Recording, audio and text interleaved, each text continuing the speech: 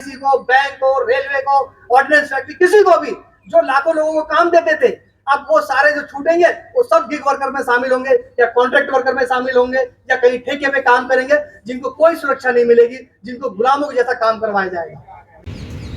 आदाब, नमस्कार, सत श्री अकाल। मैं हूं सुल्तान भारती और आप देख रहे हैं सेकुलर भारत न्यूज़। ओला और उबर जैसी अंतर्राष्ट्रीय कंपनियों के खिलाफ हमारे देश के ड्राइवरों ने एक जिहाद सा छेड़ रखा है और उनकी कई मांगें जायज़ हैं। उनकी दुख दर्द की कहानी और ख़राब होती हुई इमेज के लिए जनता बगैर छानबीन किए भी उन पर इल्ज़ाम लगाती है। वो कहते हैं कि हमारा बड़ा शोषण हो रहा है और इसके लिए वो कई बार सरकार को ज्ञापन दे चुके हैं, जंतर मंतर पर अपनी दुख भरी कहानी सुना चुके हैं।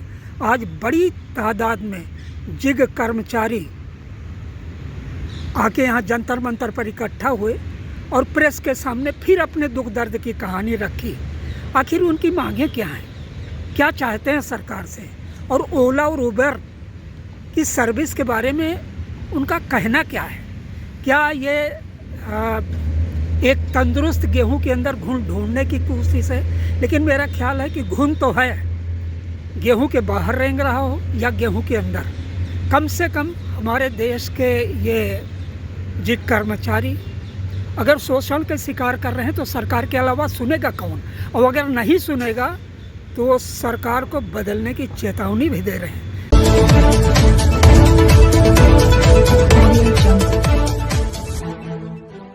कैसे देते हैं, वो कानून के दायरे में भी है, उनको कानून उन्हें संविधान के अधिकार देता है, पर उस तरीके से भ्रष्टाचार चलता है, उसी तरीके से उनको लूटने का धंधा चलता रहता है, बड़ी धड़ल्ले से चलता है। यहाँ केंद्र सरकार भी है, यहाँ सुप्रीम कोर्ट भी है, यहाँ हाई कोर्ट भी है, यहाँ एमएलए भी बैठते हैं और एमपी भी बैठते हैं, संसद बगल में।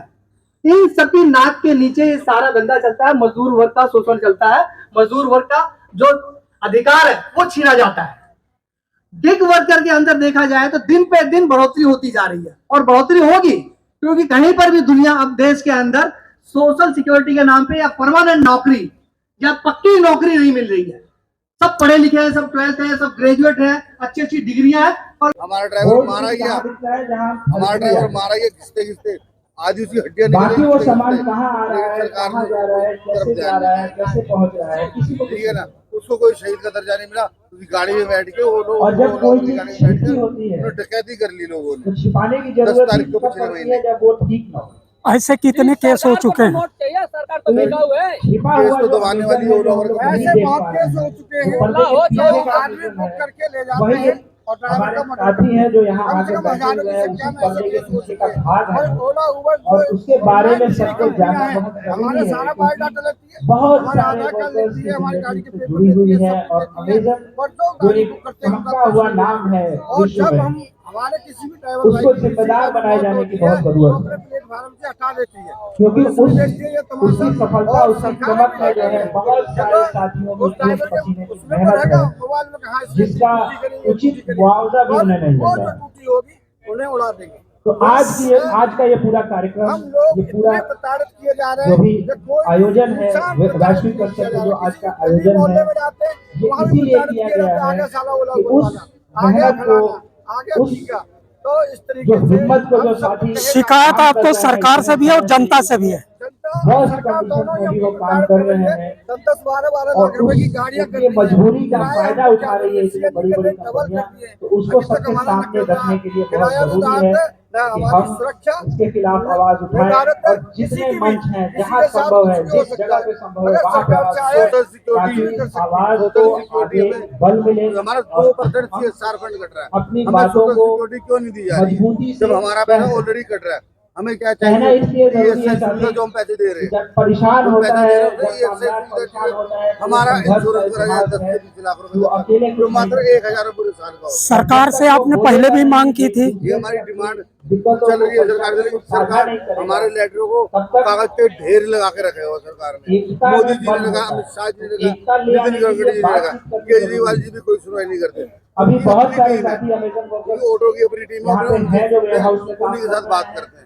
कोई यूनियन कोई दिल्ली के अंदर हमारी नहीं है। गाड़ियों को बंद करने की कहते हैं, गाड़ियां बंद कर देंगे, बाहर से गाड़ी आ रही है, अरे लेकिन तो यही NCR की प्रयास गाड़ियां है हैं, कि ये उनको बातचीत चलने जो दिया है जाए, तो बाहर सारे से आकर के गाड़ियां यहाँ चल रही ये है, जानना उनको है, बंद किया जाए, उन्हें हम बताना उनका है कि जो समर्थन उनको करेंगे। परेशानी और वो ये केवल क्या, उनकी नहीं है, ये हरियाणा उनके की जैसे गाड़ी है, हजारों ये लाखों कम से लोगों कम की NCR की परेशानी गाड़ी तो है, है, जिसके टैक्स तो विषय दे में रही है, बात किया जाना टैक्स भी सबसे पहले देती है, जरूरी टोल भी देती है, उसके और बाद इसी क्रम में आज पैसेंजर का टैक्स जो भी, रोड आयोजन टैक्स है भी, क्या है ये? और हम सरकार आपको आपकी मांगों के समर्थन कहने का आप बताओ ना, हमारा देश आजाद है, हम आजाद देश से आदमी हम है, अपनी बात आजाद है।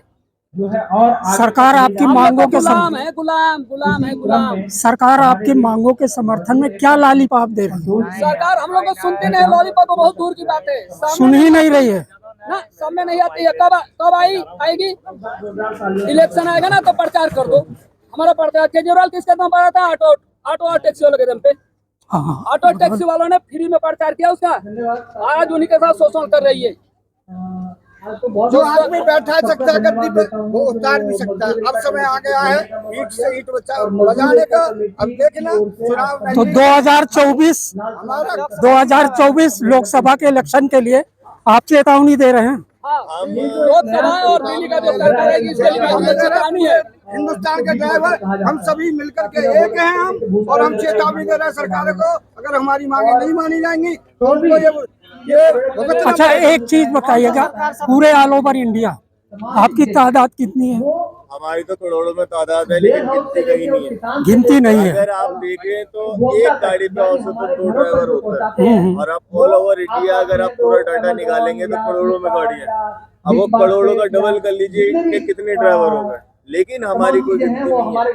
हम लोग अनस्थायी हैं, हम इसीलिए मांग कर रहे हैं कि डेमोक्रेसी में सबसे बड़ी ताकत तो आपके हाथ में है, वोट की ताकत।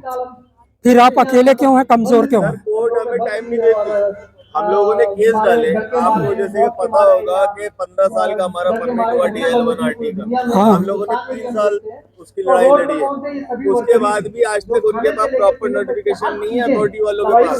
और सिर्फ DL1RT तो टैक्सी में नहीं है, DL1Z भी ऑल इंडिया परमिट भी है, तो वो 15 साल से कम क्यों है? जब आप गाड़ियों की हमसे 15 साल का टैक्स ले रहे हो, रजिस्ट्रेशन ले रहे हो, सब कुछ ले रहे हो, तो हमें 15 साल का आप परमिट क्यों नहीं दे रहे? आखिरी सवाल आपसे है कि आपको शिकायत पब्लिक से है, सरकार से है, या उबेर कंपनी वालों से है? पब्लिक से नहीं, हमारा ओला उबर और सरकार से है। अच्छा, ओला और सरकार। उबर और सरकार करिए। नहीं, सरकार से हमें शिकायत सरकार आ रही है, सरकार मेन पे सर- पूछ लिया था, सरकार पे पूछ लिया था कि सरकार को दिखा हुआ है। सरकार ही कंपनियों का कैसे चल रही है? उनसे पैसा आ रहा है तभी तो चलने दे रही है। जनता को ऐसा क्यों लगता है कि प्राइवेट सर्विस जो है, उबेर भी प्राइवेट है, उबेर बेहतर कर रही है, जबकि आपके हिसाब से उबेर बिल्कुल बेहतर सर्विस नहीं? बेहतर नहीं कर ऐसा लूट रही है, हम लोग का गला काट रही है, गला। तो ये जन जागरण पब्लिक को कौन देगा, किसकी जिम्मेदारी है? नहीं, हम लोगों के साथ लूट कर रही है। यानी हम लोगों का इतना अधिकार नहीं है, इतना अधिकार नहीं है कि हम लोग कस्टमर को पूछ सके कितना पैसा देगा, कहाँ जाना है। हम लोग को गुलाम है। देश की जनता के लिए आखिर में क्या कहना चाहेंगे आप? देश की जनता के लिए जनता से हमारा कोई लड़ाई नहीं है। सेक्टर हो, चाहे वो ऑर्डिनेंस रक्षा क्षेत्र में काम करने वाले मजदूर हो, चाहे पोस्टल डिपार्टमेंट के मजदूर हो, अनऑर्गेनाइज सेक्टर के मजदूर हो, ठेका मजदूर हो, यहाँ मेला लगा रहता है हमेशा। और उनकी मांगे होती हैं कि मजदूरों की जो मांगे हैं, जो न्यूनतम वेतन है, जो कानूनी अधिकार दिए गए हैं, वो तो कम से कम दो। अभी दिल्ली के अंदर करीब करीब 17,200 कुछ रुपए मिनिमम वेज है, और दिल्ली शहर जो दिल्ली की राजधानी, देश की राजधानी है, और किसी को मिनिमम वेज नहीं मिलता है, सबको